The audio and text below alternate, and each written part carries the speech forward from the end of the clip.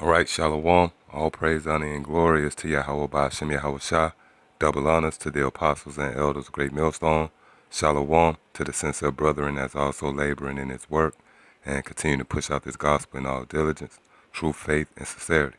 So yeah, I just wanted to go into a quick lesson concerning everyone out there who have been exposed to this truth. All right? That means you was invited to this feast.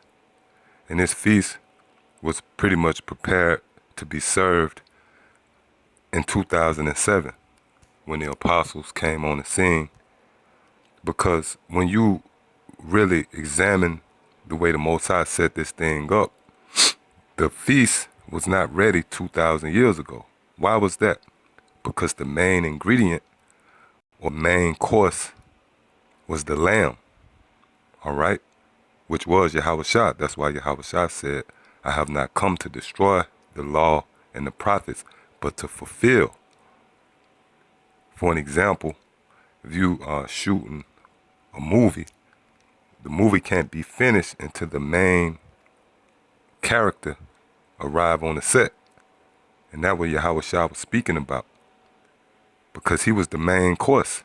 So now Yahweh Shah came and sacrificed his life. The feast is ready.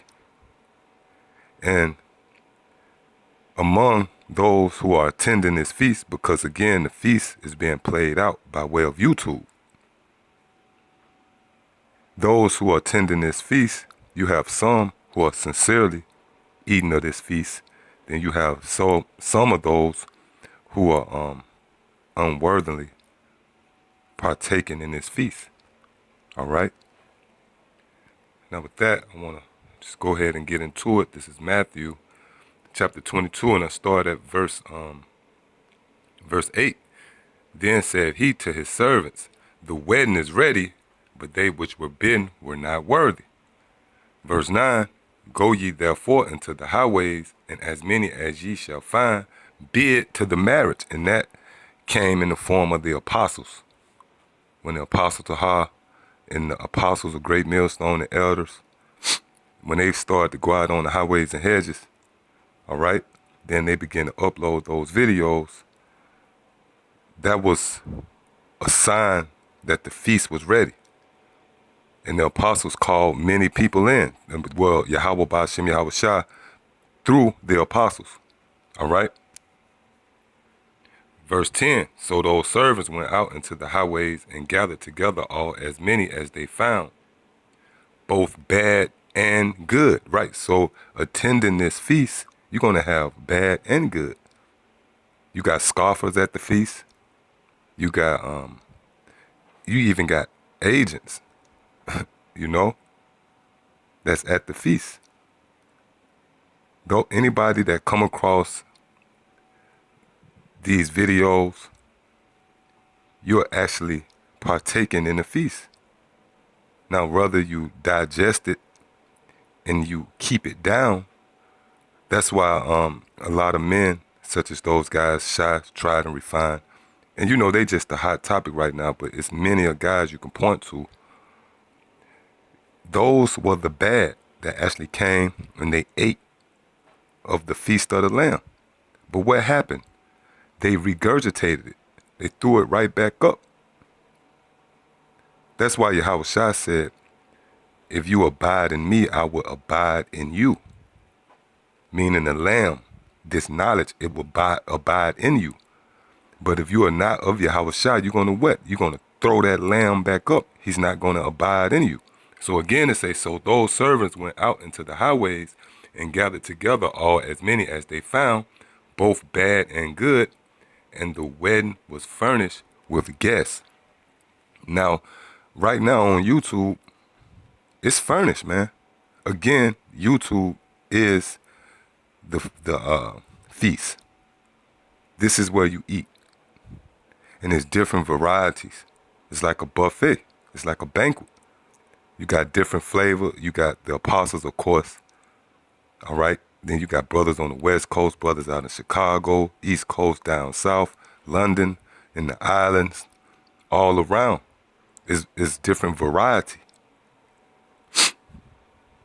And there's a multitude of different men that's actually eating, you know? Some men is digesting it and some are not. Now, I want to jump to 1 Corinthians, the 11th chapter, and start at the 24th verse. And when he had given thanks, he brake it and said, "Take, eat. This is my body, which is broken for you. This do in remembrance of me." Right? So when you break on these scriptures, when you log on to a video, you're actually eating of Yahweh Shah. And the reason the Lord say it is in remembrance of me, because that lines up with is that 2 Peter. Matter of fact, I think it is. Let me get it real quick and I'm gonna jump back. All right. 2 Peter 3:1. This second epistle, beloved, I now write unto you, in both which I stir up your pure minds by way of remembrance. So when you eat and digest the scriptures, your pure remembrance is being jogged. Okay? That's why Yahweh Shah said this in a allegory. And when he given thanks, he brake it and said, "Take, eat, this is my body, which is broken for you. This do in remembrance of me." Verse 25, after the same manner also he took the cup when he had supped, saying, "This cup is the New Testament in my blood. This do ye as oft as ye drink it in remembrance of me." So whenever you going, which we know this is dealing with the Passover, but it's a deeper meaning behind it.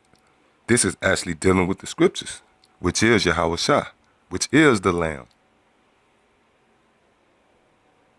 Psalms 40:7, lo, I come in the volume of the book. This book embodies the spirit of Yahweh Shah.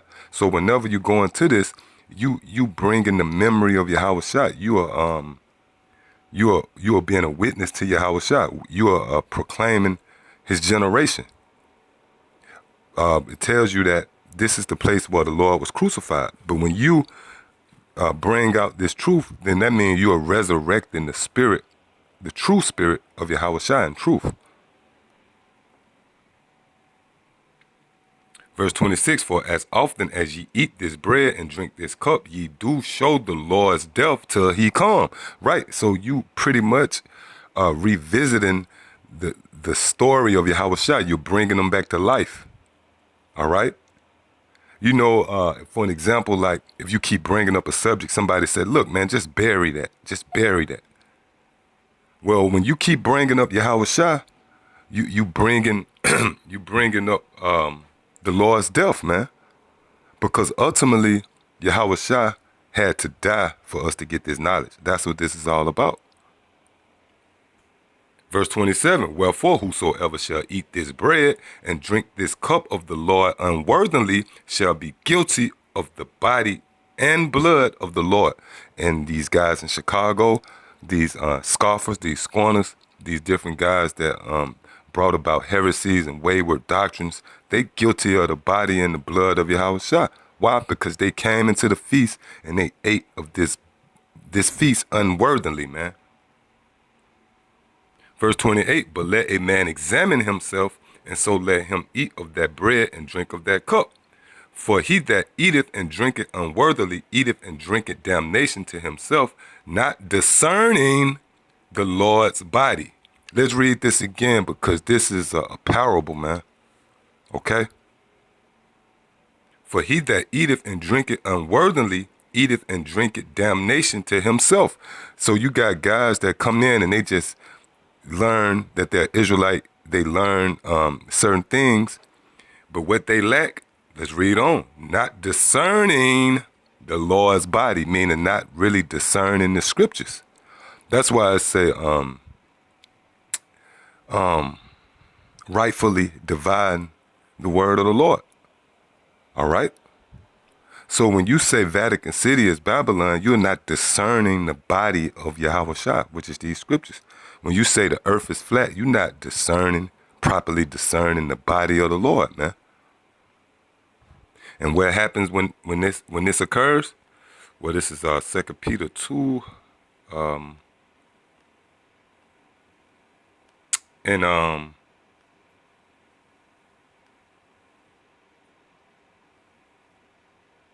well, let me jump up. It's a lot in that. Yeah, this is Second Peter chapter 2, and we start at verse 18. For when they speak great swelling words of vanity, they allure through the lust of the flesh, through much wantonness, those that were clean escape from them who live in error. While they promise them liberty, they themselves are the servants of corruption, for whom a man is overcome, of the same is he brought in bondage.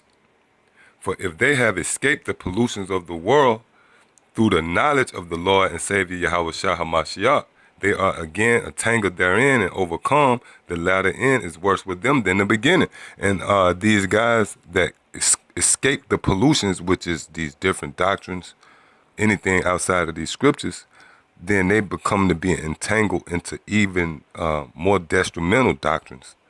Because before you came into this truth, you was probably just saying you was a Muslim, or you was saying that you was a Christian or whatever. But once you tasted this and then you go back into the world, now you saying things that's more grievous than that. You saying Vatican City is Babylon, for an example, just using that as an example. Verse 21, for it had been better for them not to have known the way of righteousness than after they had known it to turn from the holy commandment delivered unto them. But it is happened unto them according to the true proverb. The dog is turned to his own vomit again, and the sow that was washed to her wallowing in the mire. So once you come and you partake in this feast, you are clean. But for you to draw back from what you was taught, or for what you was served and what you digested, which, by the way, when you go to a feast, you are served, meaning it's other men that's going to give you this knowledge, man. And we all came to this feast as babes, so we was actually spoon-fed. All right? So with that, I want to get the book of Jude, chapter 1, and verse 12. These are spots in your feast of charity. When they feast with you, feeding themselves without fear, right? So you have guys who have come into this feast, all right? And they fed themselves without fear. When you come into this knowledge, you got to be fearful and mindful of the things that you teach. You got to make sure that you're discerning the body of Yahweh Shah. This is a solemn assembly, which a lot of guys gloss over that as if this is of men. And you can see, like this guy Nazarala, whatever his name, Nazir Yarala, or the head guy, the lineup king. He's better known as that. You can see that he has no fear. He just think this is a bunch of guys at a barbershop, just viewing their opinions. These are spots in your feast of charity when they feast with you, feeding themselves without fear. Clouds they are without water, carried about of winds, right? So any other doctrine come up, they latch on to it and it carries them away. Trees whose fruit withereth, without fruit, twice dead, plucked up by the roots. And they've been plucked up from the house of David, which you guys ain't got to believe it. We're not going to go above and beyond the call of duty just to get you to believe that this is the house of David, great millstone. Either you believe it or not. Nevertheless, there's men who have been plucked up from out of the house of David. Verse 13, raging waves of seas, foaming out their own shame. And you see it when you watch the video, guys struggling, just coming up with anything, talking about Babylon being Vatican City. They just foaming up shame, man. Really, you're making a fool out of yourself, man. That's shameful, man. All right? But he don't see it because he proud. Wandering stars, yeah, that means you guys, any new doctrine come up, you wonder. That's why the scripture tell you, he that wandereth out of the way of understanding remains in the congregation of the dead. to whom is reserved the blackness of darkness forever, right? Meaning the confusion. You don't understand the scriptures anymore. All right? And matter of fact, I want to go back to Peter because that reminded me, yep, this is what I want to get as well. This is 2 Peter, chapter 2 and verse 12. But these, as natural brute beasts, made to be taken and destroyed, speak evil of things that they understand not, and shall utterly perish in their own corruption. And we ain't got to break that down. You see these guys. These are the ones that came and partook unworthily of this feast. Verse 13, and shall receive the reward of unrighteousness as they count it pleasure and riot in the daytime.